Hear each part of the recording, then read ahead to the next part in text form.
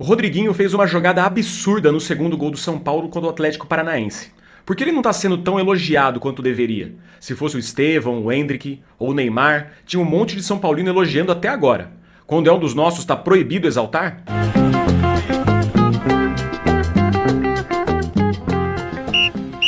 A gente tem uma suspeita, porque será que o Rodriguinho não está sendo valorizado quanto deveria, não só pelo gol, mas como pelas atuações, as últimas atuações com a camisa do São Paulo, né? A gente vai falar daqui a pouco. Vamos falar também sobre o Wendel, que vai ficar fora por um bom tempo, né? Depois da lesão que ele sofreu no jogo de ontem. E, antes disso, a gente pede encarecidamente que você dê o like, se inscreva no canal, comente, já manda no comentário aí qual a sua opinião, né? Com relação ao Rodriguinho. E a Marina Garcia agora ela preparou uns tópicos muito importantes, extremamente importantes para a gente entender por que o São Paulo conseguiu a vitória, né? E como que o time conseguiu se desenvolver mesmo com tantas reservas ontem contra o Atlético Paranaense. Tudo bem? Tudo bem. Bom, pra esse jogo, né, o Crespo, ele poupou 4 jogadores que vinham sendo titulares no Brasileirão pelo São Paulo. O Rafael, e aí entrou o Jandrei, o Bobadilha, aí entrou o Pablo Maia, e o Alisson, e aí entrou o Rodriguinho. E também o Luciano. Aí o Crespo armou o ataque com o Ferreirinha, né? E aí, pra mim, essa decisão, beleza, foi correta de poupar, né? Ainda mais porque nesse jogo contra o Atlético Paranaense, o time conseguiu manter praticamente o mesmo padrão de jogo que vinha mantendo em outras boas partidas do Brasileirão, né? Com toques dinâmicos, uma postura bem intensa e de pressão depois de perder a bola e de criar várias chances de gol. E aí, justamente, aquele que não foi poupado, que foi o Wendel, lembrando que ele foi titular contra o Corinthians, contra o Juventude e entrou durante o jogo contra o Fluminense. Então o Wendel, que justamente foi o que não foi poupado, ele sentiu a coxa com 15 minutos de jogo, né? Era uma jogada até promissora pelo São Paulo, aquela coisa que vem se tornando característica do Wendel, que é essa entrada bem agressiva, né, dentro da área e rápida. E aí o São Paulo já confirmou, né, que ele teve mesmo a lesão. O São Paulo não divulgou o prazo de recuperação, mas o André Hernan falou que serão 4 semanas. Um mês. Um mês, pra ele se recuperar. E aí parece aquele drama, assim, conhecido, né? Um jogador que tá muito bem com a camisa do São Paulo, e aí logo no comecinho de um jogo que, querendo ou não, é importante, cai com uma cara péssima, muita dor, enfim. Eu nem me abalo mais com isso.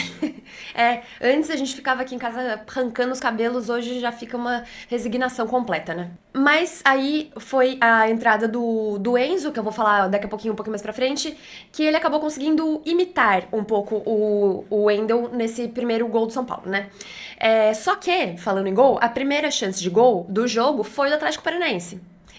Que também entrou com um time bastante mexido, só que começou também marcando forte, travando o jogo, e aí foi o primeiro chute, a finalização em gol. Conseguiu um cruzamento que a defesa do São Paulo dormiu e o Allan Kardec subiu sozinho, graças a Deus ele perdeu aquele gol, porque daí ia ficar muito complicado com um time bem mexido do São Paulo correr atrás desse resultado logo com 10 minutos de jogo, né?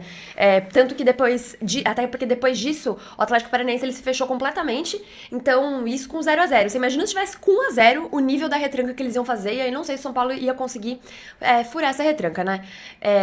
E aí eu queria até chamar a atenção pra uma coisa, porque contra o Corinthians, apesar de ter sido uma grande vitória, um jogo excelente do São Paulo, a primeira chance de gol também foi do Corinthians, que foi aquele chute do Romero que o Rafael pega com a cara. Só que, às vezes, o time não tá tão abençoado assim, a fase não tá tão boa, e tem que tomar cuidado. Uma hora a bola pode entrar e complicar o São Paulo. E sair atrás é muito mais difícil, né? Hoje em dia é muito mais difícil você virar jogo, né? Mesmo sendo no Morumbi. Sem dúvida nenhuma. E o Enzo entrou. E aí agora eu vou falar como é que ele conseguiu imitar um pouco o Wendel, e eu acho que isso ajudou bastante o São Paulo. Mas antes, eu vou falar do novo escolhido pela milícia virtual do São Paulo, que teve uma participação fundamental no gol, que é o Cédric Soares, né? Porque a jogada começa porque lá do lado direito ele faz um desarme no campo ofensivo já. Aí só uma observação. Ele tá com a bola, ele tenta um passe difícil. Ele erra. Só que imediatamente ele ataca o adversário e rouba a bola. Exatamente. Aí ele dá pro Pablo Maia, o Pablo Maia vira o jogo e o gol sai por ali. Né?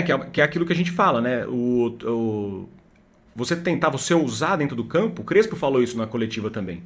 Ele fala isso sobre os volantes, ele não quer volante que toque de lado, ele quer volante que toque pra frente, que tente, vai errar, mas se você tem esse ímpeto de recuperar a bola na sequência, é ótimo, foi assim que saiu o gol. Perfeito, exatamente, era isso, exatamente, leitura perfeita sobre o Cedric, né? E o próprio time do São Paulo também. Ele... Aí, como você falou, o jogo gira e o Enzo Dias consegue fazer essa coisa de Wendel, que é entrar na área bem agressivo, bem rápido e fazer um bom cruzamento, que é o cruzamento pelo chão pra trás. Os 3 gols da partida saem com jogadas assim. Tanto os 2 gols do São Paulo, quanto o gol do Atlético Paranaense também sai assim. Você vê que essa jogada ela é muito eficiente. Sim. E o São Paulo deixou um pouco de fazê-la e agora voltou a fazer, Sim. né? E aí também acontece uma coisa muito importante nesse gol, que é o Pablo Maia marcar o gol de fora da área, bem ao estilo dele, né? Ao estilo dos gols que ele faz. Antes do jogo, quando a gente viu que ele seria titular, eu falei pra você, falei, cara, o Pablo... eu avisei, eu falei, cara, o Pablo Maia precisa voltar a chutar de fora da área. Ele é o que chuta melhor dos volantes do São Paulo.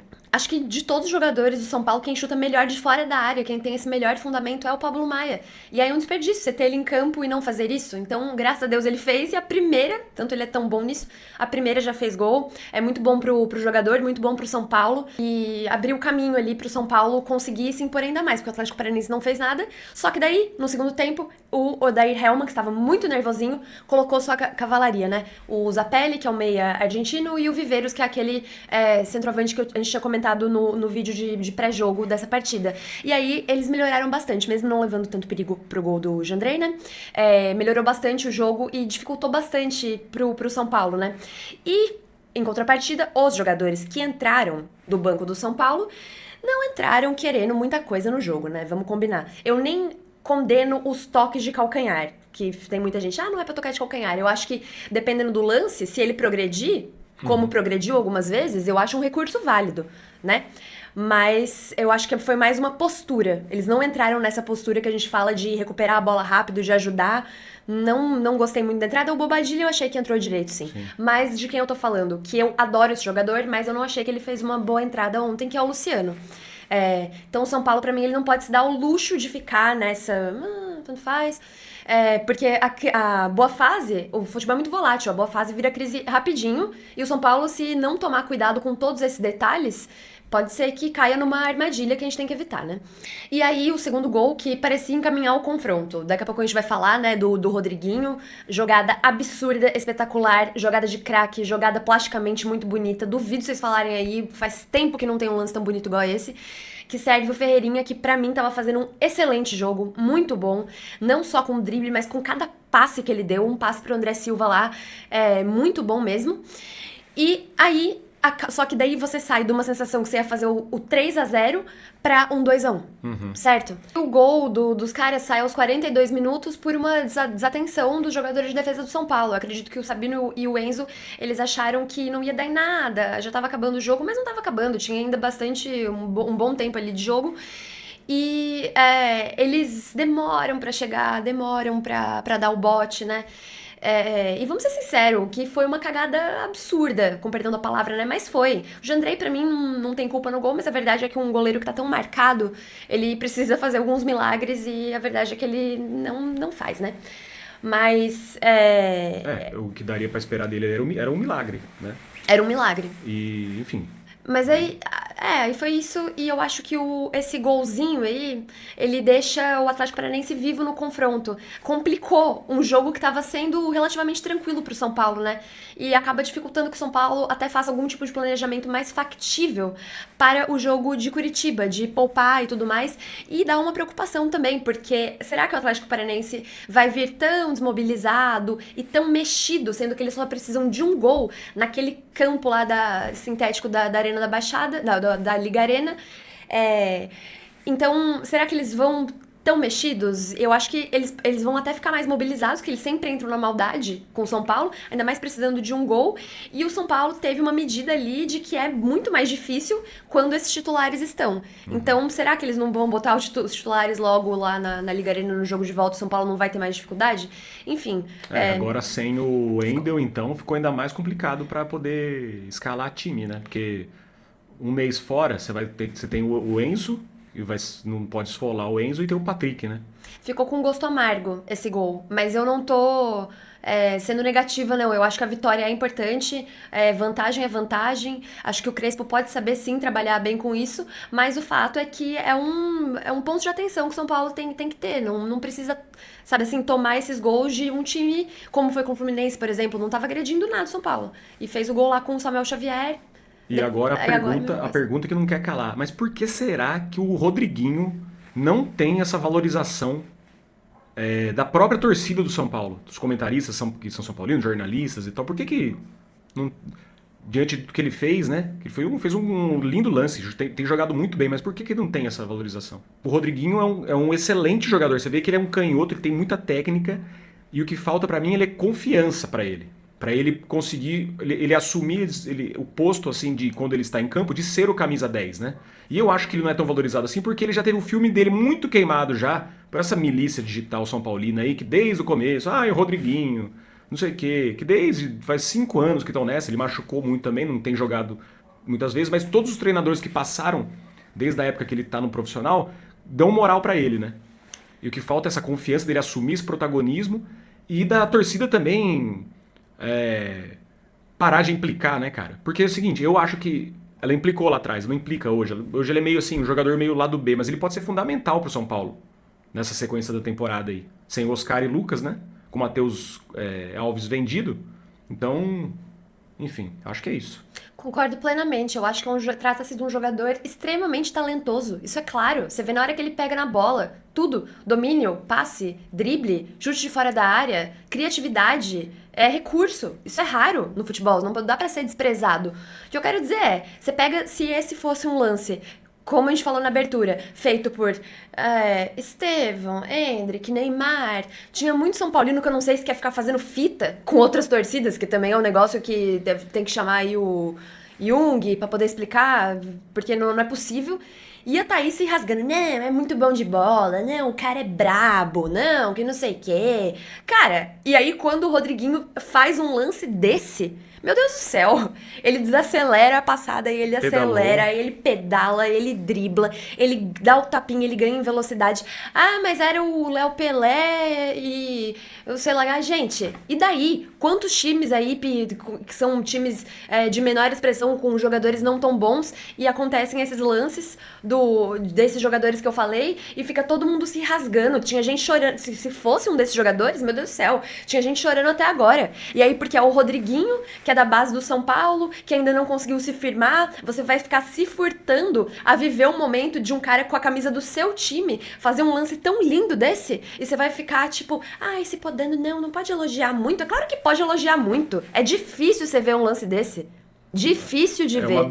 É uma habilidade rara, cara. Porque é o seguinte, se você for comparar, né? Ele é diferente do Sara, ele é diferente do Igor Gomes, cada um tem as suas características. Mas nenhum desses caras que eu falei tem essa virtude do drible, do passe preciso, né? De correr pra frente. Então, assim, se ele conseguir amadurecer, ele tende a ser um grande jogador. Que o São Paulo pode faturar uma grana alta com ele, e ele pode ajudar dentro de campo. Ele cresce, acho que mais perto da área, quando fica um pouquinho mais pra trás, assim, de ver o jogo mais de trás e pegar os jogadores mais de meio campo dos adversários, ele tem um pouco mais de dificuldade, mas eu acho que é algo que dá pra aprimorar. Não à toa o Rogério Ceni, quando passou pelo São Paulo, lá em essa última passagem, ele elogiou muito o Rodriguinho, ele falou, ele vai dar jogador para o São Paulo. Então isso é muito representativo. Todos os treinadores que passaram deram algumas oportunidades para ele, sofreu com lesão, mas se isso for trabalhado, eu acho que tem tudo para ser uma opção importante, um jogador que pode tirar coelhos da cartola, e que dizem, esses jogadores do São Paulo não tem sangue. No último lance do jogo, praticamente, ele foi pra evitar, tava 2-1 já, pra evitar que o Atlético Paranaense tivesse alguma chance ali. Ele é meio estabanado marcando, porque não é característica dele, mas ele se joga ali na bola, toma uma pesada na cara, o cara ainda senta na cara dele. ele tomou ponto na boca, ficou tudo porque ele se entregou pelo São Paulo. Então eu não concordo com isso. E se vocês enchem tanto a boca pra elogiar jogadores de outros times, porque eles sim são grandes jogadores. Tudo bem, o Rodrigo não é um grande jogador, mas ele fez um lance de grande jogador, ele fez um lance de craque e a gente pode elogiar. É isso. E o que você acha? Deixa a sua opinião e dê o like se você gostou, se inscreva no canal e até a próxima. E hype o vídeo, é só arrastar pro ladinho. Tamo junto. Beijo.